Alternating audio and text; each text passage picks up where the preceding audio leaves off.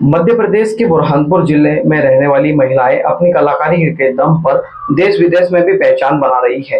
बुरहानपुर जिले से 8 किलोमीटर की दूरी पर स्थित दरियापुर में रहने वाली रीना पाटिल ने केले के रेशे से टोपी तैयार करती है, तो कई प्रोडक्ट बनाती है, खाद बनाती है, तो वही कर की वसूली भी करती है।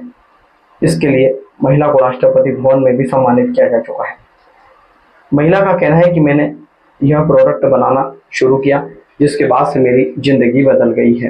लोकल 18 की टीम ने जब दरियापुर गांव में रहने वाली बेटी रीना पाटिल से बात की तो उन्होंने बताया कि मैं पहले गृहिणी थी, कोई काम नहीं था, लेकिन 10 साल पहले जब मुझे स्वयं सहायता समूह के बारे में पता चला तो मैं स्वयं सहायता समूह से जुड़ी और मैंने केले के रेशे से टोपी बनाने का प्रशिक्षण प्राप्त किया।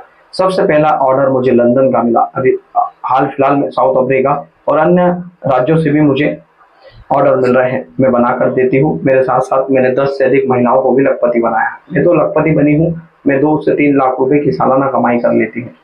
रीना पाटिल बताती है कि जब देश के प्रधानमंत्री नरेंद्र मोदी ने स्वयं सहायता समूह की महिलाओं के हाथ में गाँव के टैक्स की वसूली का काम दिया था, तो मैं देश में मेरी पंचायत तीसरे नंबर पर आई थी। मुझे राष्ट्रपति भवन जाने का मौका मिला, वहां पर मेरा सम्मान हुआ। मेरे द्वारा ऐसे कई सामाजिक काम भी किए गए हैं। साथ साथ में 10 से अधिक महिलाओं को भी मैंने लखपति दीदी बनाया है।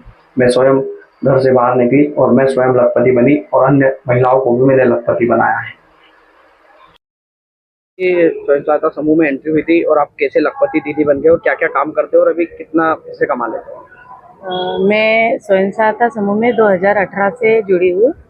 पहले तो मैं मतलब घर से बाहर नहीं निकलती थी, ना ही किसी को जानती थी, ना ही किसी को पहचानती थी। फिर डिपार्टमेंट के थ्रू एक नल जल टैक्स वसूली का कार्य आया था, जिसमें मुझे ये काम सौंपा गया था हमारे समूह द्वारा। तो मैंने नल जल टैक्स को कम से कम पूरे भारत में तीसरे नंबर पर बुरहानपुर में ज़्यादा से ज़्यादा मैंने वसूली की थी। तो उस वजह से मैं पहली बार राष्ट्रपति भवन पे अवार्ड लेने गई थी। तब से मतलब मेरा इतना कॉन्फिडेंस बढ़ गया है कि कुछ तो करो यार, नहीं करोगे तो फालतू जाएगा अपना, मतलब जो भी करा हुआ है वो कुछ काम का नहीं रहेगा।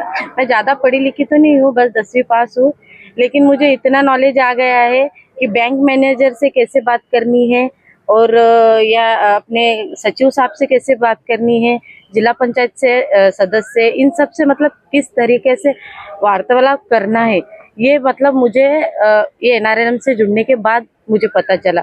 जब से मैं जुड़ी हूँ तो महीने के मैं कम से कम 15,000 तो मतलब निकाल ही लेती हूँ।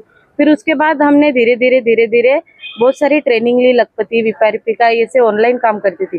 फिर उसके बाद जो केले के जो खोड़ रहते थे वो वेस्टेज जाते थे, तो हमारे डिपार्टमेंट ने हमको ट्रेनिंग दी कि जो खोड़ वेस्ट जाते हैं उसको वेस्ट में कैसे उसको अपन कुछ चीज़ें बना सकते हैं या कुछ कर सकते हैं। उसमें हमको ट्रेनिंग मिली कि उस रेशे को निकालकर, खोड़ में से रेशा निकालकर उसके हम बास्केट, राखी और मतलब कम से कम जो हाथ से बनी हुई, जो मशीन का यूज नहीं करते हुए हाथ की बनी हुई चीज़ें हमने बहुत सारे प्रोडक्ट बनाए। टोपियाँ भी बनाते हैं। लंदन भी गई है, अफ्रीका भी गई है हमारी कैप, यहाँ तक कि विदेश में अभी पहचान हो गई है हमारे कैप की, तो अच्छी कमाई होने लगी है। अच्छी कमाई होने लगी है। लखपति दीदी कहलाते हैं।